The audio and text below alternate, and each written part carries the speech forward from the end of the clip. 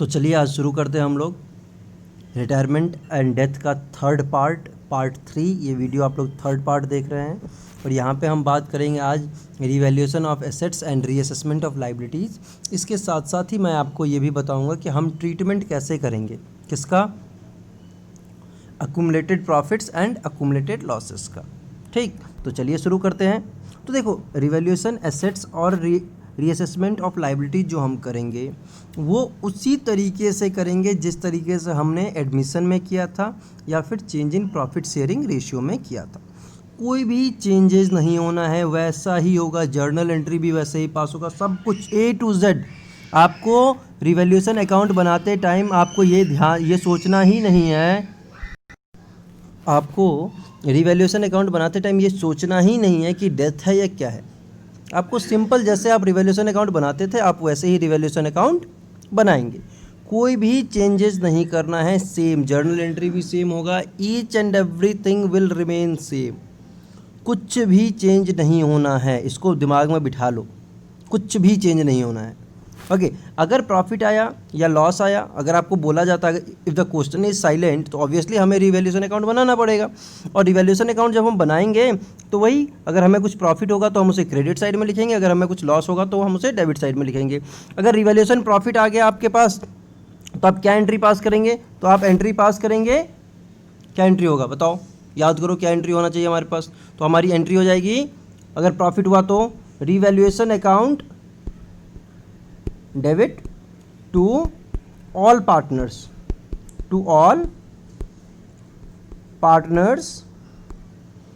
Capital account if the capital is fluctuating, और current account if it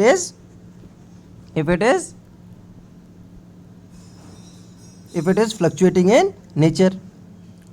if it is fluctuating in nature तो हम capital account लिखेंगे, अगर वो fix होगा तो हम उसे क्या लिखेंगे, हम उसे करंट अकाउंट लिखेंगे। और ये किस रेशियो में हम डिस्ट्रीब्यूट करेंगे, इन their old profit sharing ratio, in their old profit sharing ratio. हमें ध्यान ही नहीं देना है कि रिटायरमेंट हुआ या नहीं हुआ।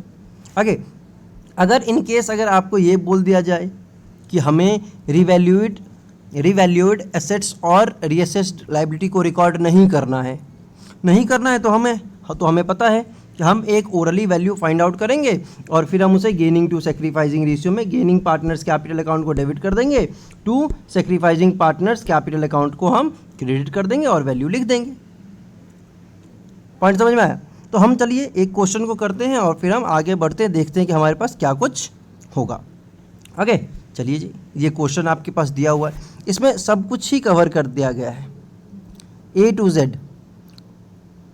अब एडजस्टमेंट के लिए ये बोल रहा है एंट्री, अब आप ध्यान से देखेंगे इसको, to give effect to the above adjustment. देखो मैंने जो सॉल्यूशन किया है ना यहाँ पे, ये तो जर्नल एंट्री इन्होंने ही किया हुआ है, ये बुक वाली वैल्यू है आपके पास।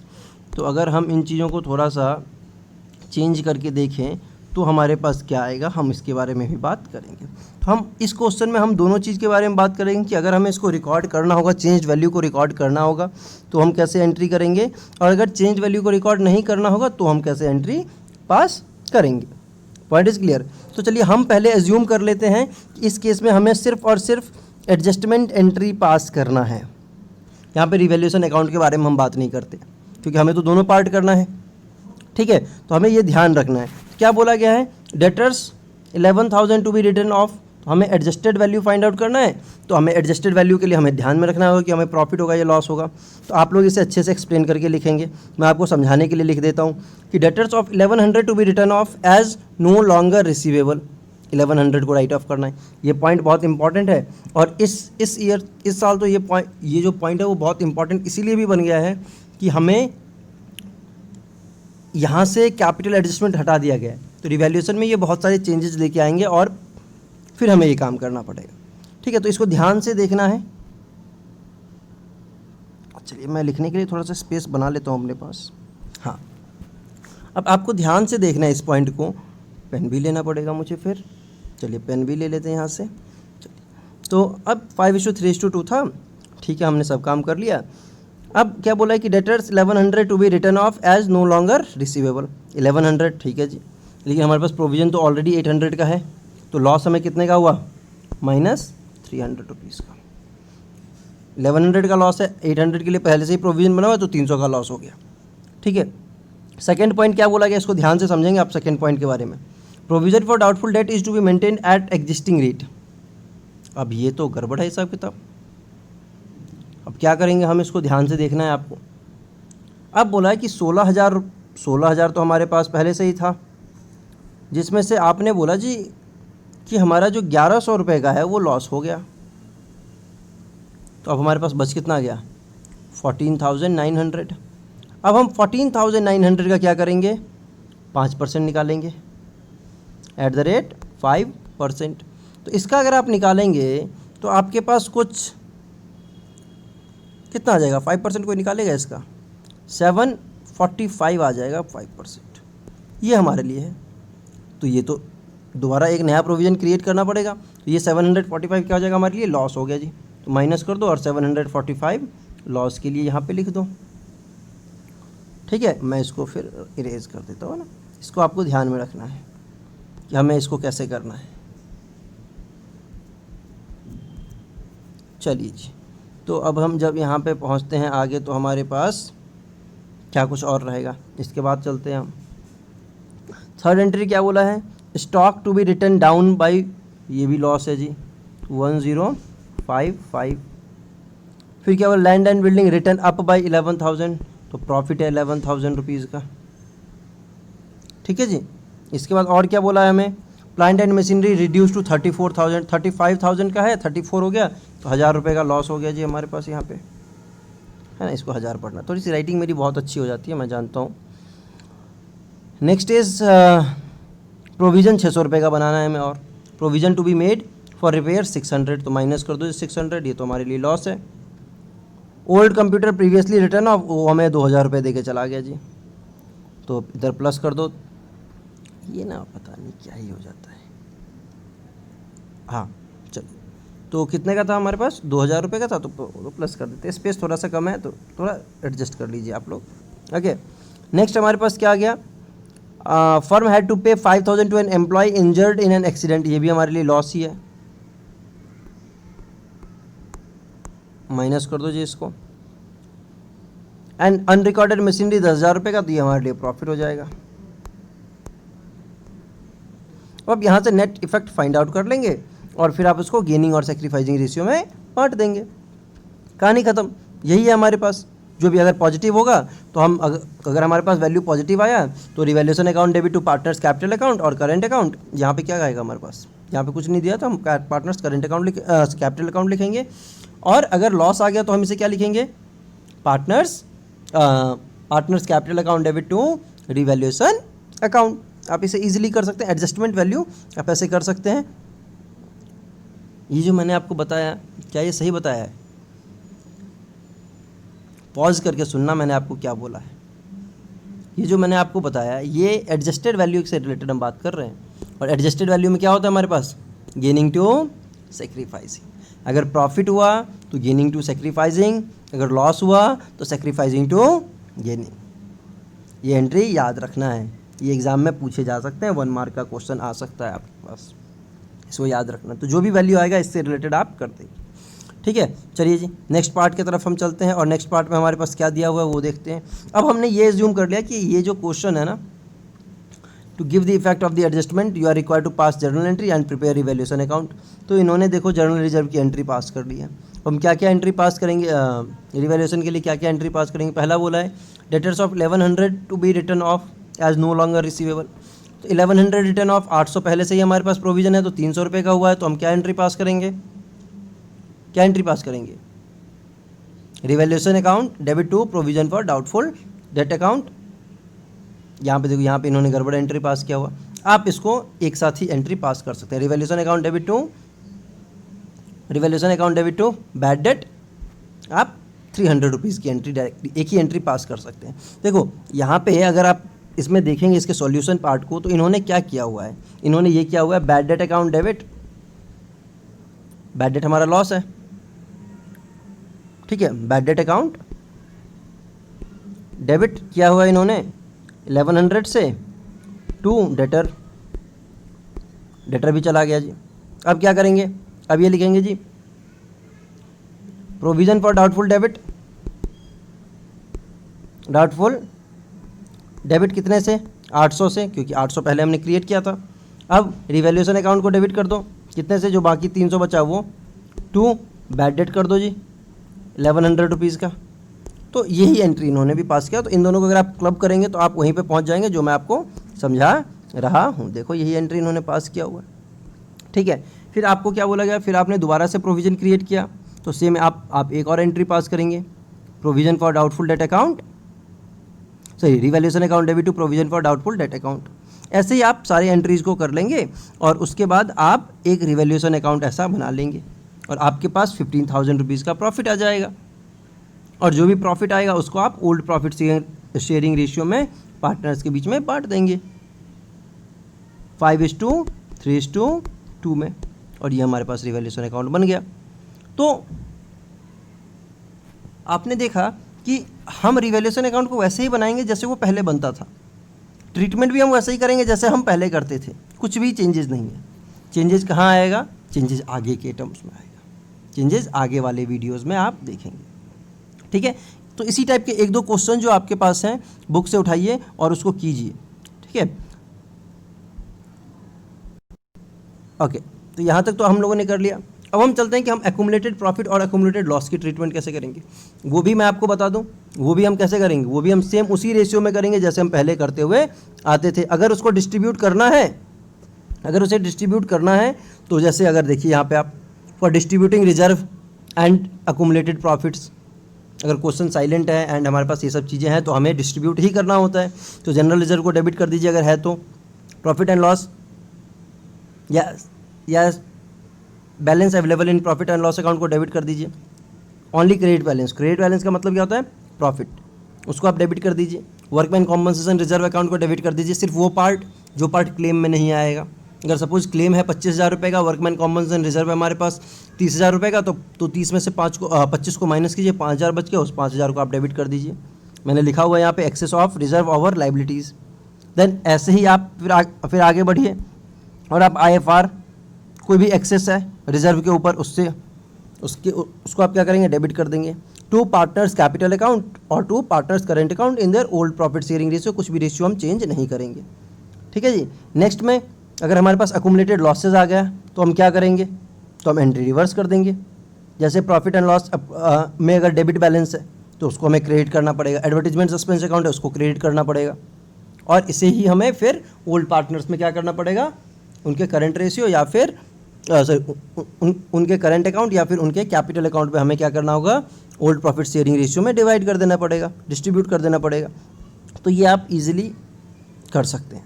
अच्छा, अगर आपको बोल दिया जाता है कि हमें एडजस्टमेंट एंट्री पास करके दिखाओ, तो इन सबको ऐड कर देना है, इन सबको क्या कर देना है, ऐड कर देना है, और ऐड करने के बाद हम क्या करेंगे, इसको गेनिंग टू सेक्रीफाइसिंग रेशियो में एंट्री पास कर देंगे। और अगर हमारे पास लॉस ज़्यादा आ जाए तो सेक्रीफाइसिंग टू गेनिंग में कर देना है एंट्री पास। तो ज़्यादा कुछ चेंजेस तो होगा नहीं, तो ये आपको याद रखना है। चलिए एक क्वेश्चन हम लोग करते हैं और इस क्वेश्चन को हम देखते हैं कि और हमें क्या कुछ बोला गया उसके बारे में हम बात करेंगे। ओके, चलिए तो हमें क्या बोला गया, X, Y and Z are partners in a firm sharing profits and losses in the ratio of 3:2:1. Z retires from the firm on 1st April 2019. On the date of Z's retirement, the following balances appeared in the books of the firm. General reserve 90,000, profit and loss debit balance, तो याद रखना debit का मतलब क्या होता है, loss होता है, याद रखना है। Employees provident fund 1,20,000, provident fund है तो प्रोविडेंट फंड आपकी हमेशा लाइबिलिटी होती है, याद रखो, ये हमने डिस्कस किया था प्रीवियस चैप्टर एडमिशन के टाइम में और change in profit sharing ratio के time. And workman compensation reserve 12,000 which was no more required, अब हमें चाहिए नहीं। क्या बोला गया है, pass journal entries for adjustment of these item, अब हमें बोला गया है एडजस्टमेंट ऑफ दीज आइटम्स के लिए बोला गया, पास एडजस्टमेंट एंट्री नहीं बोला गया। दैट मीन्स कि अब हमें इनको देखना है कि हम क्या क्या एंट्री पास करेंगे। तो चलो जी हम अपना पेन उठा लेते हैं, कहाँ गया हमारा पेन, आ जाओ, चलिए जी, तो हम अपना पेन उठा लेते हैं और हमारा पेन आ गया है। तो अब हम एक एक एंट्री को करते हैं। जनरल रिजर्व को पहले राइट ऑफ कर दीजिए, आप या तो इंडिविजुअली कर लीजिए या फिर आप सबको एक साथ राइट ऑफ कर सकते हैं। तो मैं आपको पहले इंडिविजुअली करके दिखा देता हूँ। तो हम क्या लिखेंगे, सबसे पहले जनरल रिजर्व है हमारे पास, तो लिखो जी general reserve account debit, general reserve account debit कितने से, 90,000 से, टू कितने पार्टनर हमारे पास, X, to Y and to Z. क्या अमाउंट आ जाएगा हमारे पास यहाँ पे, देखो क्या रेशियो है, रेशियो वाज 3:2:1, तो 3:2:1 का मतलब हो गया 45,000, 45,000, 30,000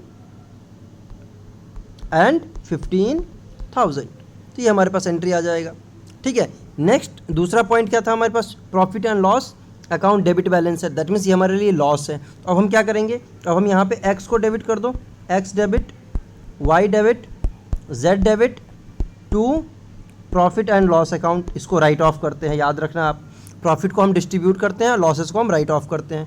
तो लॉस कितना आ गया आपके पास 15,000। अब इसको भी ओल्ड रेशियो में 3:2:1, तो 7,500। इसका अब कितना आएगा, देखो फटाफट से 2:1 करेंगे तो 5,000 एंड 2,500। हमारा ये जर्नल एंट्री हम पास कर देंगे। ठीक, नेक्स्ट एम्प्लॉयज़ प्रोविडेंट फंड के बारे में हमें कुछ नहीं करना है, क्योंकि आपका हमेशा लाइबिलिटी होगा। वर्कमैन कॉम्पनसेशन फंड हमें चाहिए नहीं, तो इसको भी राइट ऑफ मतलब डिस्ट्रीब्यूट कर दो, क्योंकि हमारे पास ये अप्रोप्रिएशन ऑफ प्रॉफिट होता है, तो इसीलिए हम बात करते हैं, that is part of profit होता है, नॉट है ना, अप्रोप्रिएशन ऑफ प्रॉफिट ही है हमारे पास ये, तो प्रॉफिट का पार्ट होता है इसीलिए। तो अब हमें इसे राइट ऑफ डिस्ट्रीब्यूट करना है, तो हम क्या लिखेंगे, WCR debit, WCR account debit कितने से, 12,000 से, टू एक्स, टू वाई और टू जेड। अमाउंट कितना आ जाएगा, वही 3:2:1, तो 6,000। मेरे पास स्पेस थोड़ा कम है, तो इसीलिए थोड़ा सा देख लेना आप लोग, 6,000। इसके बाद हम और क्या लिखेंगे, 6,000 को 3:1 में करेंगे तो 4,000 एंड 2,000। ये आप रेशियो में निकाल लेंगे तो आपके पास ये आ जाएगा। ठीक है, और अगर आप इसको एक साथ करना चाहते हैं तो आपके पास क्या एंट्री आता, general reserve account debit, workman compensation reserve account debit, to X, to Y, to Z, 90 + 12, 1,02,000 को आप डिस्ट्रीब्यूट कर देते हैं। फिर हम सेकेंड एंट्री पास कर लेते हैं, profit and loss X account debit, Y account debit, Z account debit to profit and loss account, तो हम ये वैल्यू यहाँ पे लिख देते हैं इजीली।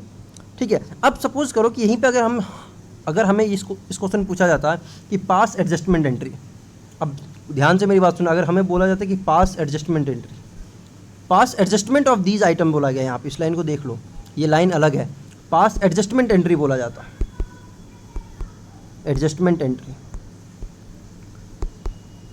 तो हम क्या करते हैं यहाँ पे, तो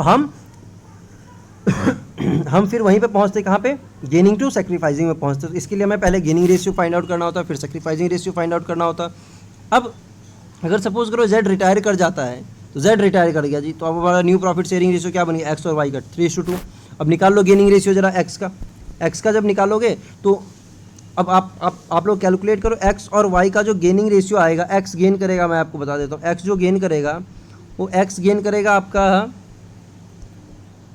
3/5, और वाई जो गेन करेगा वो गेन करेगा 2/5। तो रेशियो इनका 3:2 ही रहेगा, तो ये आप ध्यान से रखें। ठीक है, तो इनका ओल्ड प्रॉफिट शेयरिंग रेशियो क्या था, एक्स वाई जेड का 3:1, इसमें से वाई की डेथ हो जाती, मतलब या वाई रिटायर हो जाता है, तो अब एक्स और वाई के लिए, क्योंकि हमें कुछ नया तो बोला नहीं गया है, क्या हो जाएगा हमारे पास, ये इनका न्यू प्रॉफिट शेयरिंग रेशियो हो जाएगा 3:2। अब आप न्यू प्रॉफिट शेयरिंग रेशियो आ गया आपके पास, ओल्ड प्रॉफिट शेयरिंग रेशियो आपके पास दिया हुआ है, तो आप गेनिंग और सेक्रीफाइजिंग रेशियो निकाल लेंगे। ठीक है, मैं ये आपके लिए छोड़ देता हूँ कि आप ये गेनिंग और सेक्रीफाइजिंग रेशियो निकालेंगे, जो कि कितना आएगा आपके पास, 3:2 आएगा सेक्रीफाइजिंग गेनिंग रेशियो एक्स और वाई का, और सेक्रीफाइजिंग रेशियो क्या होगा, 1/6 आएगा। ठीक है, तो इसको आप ध्यान से रखेंगे, ध्यान से देखेंगे। ठीक है, चलिए 3:2 आएगा, 3/5 आए या नहीं आए, 3:2 आपका रेशियो आ जाएगा। चलिए, तो अब हम क्या करेंगे, क्या अब हमें तो लिखना है ना, तो अब हम लिखेंगे यहाँ पे X debit, Y debit to Z. Value कितना लिखेंगे, वैल्यू लिखने के लिए अब चलिए हम यहाँ पे देखते हैं, तो जेड कितना, जेड का शेयर कितना है, अब उसके लिए हमें एडजस्टेड वैल्यू फाइंड आउट करना है। अब एडजस्टेड वैल्यू में देखो, जनरल रिजर्व आपके पास 90,000 था, ठीक है, वर्कमैन कॉम्पनसेशन आपके पास 12,000 था, ठीक है, आपने ऐड कर दिया, माइनस आपके पास लॉस कितना था, 15,000 रुपये का। तो आप ऐसे करेंगे, फिर आप नेट वैल्यू फाइंड आउट करेंगे, तो आपका नेट वैल्यू कितना आ गया, 87,000। कितना आ गया आपके पास नेट वैल्यू, 87,000। अब 87,000 से आप जेड का वैल्यू निकाल लो, जेड का कितना था, 1/6 मल्टीप्लाइड बाई 87,000। अब अब आप जब इसकी वैल्यू निकालोगे तो आपके पास क्या आएगा, इसकी वैल्यू जब आप निकालेंगे तो आपके पास क्या आएगा, ध्यान से देखना है। कोई निकाल के मुझे बताएगा कितना आएगा। इसका वैल्यू आ जाएगा, अगर मैं इसको कट करने की कोशिश करूं तो मेरे पास जो वैल्यू आएगा वो आ जाएगा 6 1 जा 6 2 27 6 4 जा 5 0 0 14,500 आएगा। कितना आएगा हमारे पास, 14,500। और ये 14,500 देगा कौन, x और y देगा। किस रेशियो में देगा, 3:2 में देगा। तो अब हम इसको भी, ये वर्किंग नोट आप ध्यान से देख लीजिएगा पॉज करके। 14,500 आएगा, ये हमारा 6 है, याद रखना है, ये 6 है, ठीक है। स्क्रीन थोड़ा सा छोटा है, एडजस्टमेंट करने में थोड़ी सी प्रॉब्लम होती है। चलिए तो अब हम देख लेते हैं कि हमारे पास क्या कुछ होगा। तो अगर हम इसके बारे में ध्यान से अगर हम कैलकुलेट करने की कोशिश करें तो कौन कौन देगा, ये 14,000 को आप किस रेशियो में लेंगे, 14,500। तो हम देख लेते हैं एक बार कि हमारे पास क्या आएगा। तो याद रखना, इसको मिलेगा 14,500, देगा कौन, ये दोनों देंगे। किस रेशियो में देंगे, 3:2, that is your gaining ratio में। जब ये गेन करेंगे तो 14,500 को जब आप 3:2 में करोगे तो 5 से डिवाइड कर लो, देखो कितना आ जाएगा हमारे पास, x देगा 3/5 into 14,500, it comes to 5 3 into 3 2 जा 3 9 जा 2900। तो 8700 यहाँ से आ जाएगा मुझे लग रहा है, ठीक है, सॉरी 8700। x दे देगा आपके पास 8700, y से हम ले लेंगे 5,800, तो आपका टोटल यहाँ पे आ जाएगा हमारे पास। समझ गए। तो आपको इस चीज़ का ध्यान रखना है। Point is clear. तो आपको ये चीज़ ध्यान रखना है कि आपको एडजस्टेड एंट्री अगर पास करने के लिए बोला जाएगा तो आप ऐसे एंट्री पास करेंगे। दैट मीन्स कि अगर हमें ये चीज़ें रिकॉर्ड करनी है या रिकॉर्ड नहीं करनी है तो हम ऐसे एंट्री पास करेंगे, अगर रिकॉर्ड करनी है तो हम एंट्री कैसे पास। तो दैट इज़ एडजस्टमेंट के लिए हम बात कर रहे हैं, ठीक है। तो ये दोनों क्वेश्चन आप ऐसे देख लेंगे कि हम ऐसे ही करते हैं। नेक्स्ट वीडियो में हम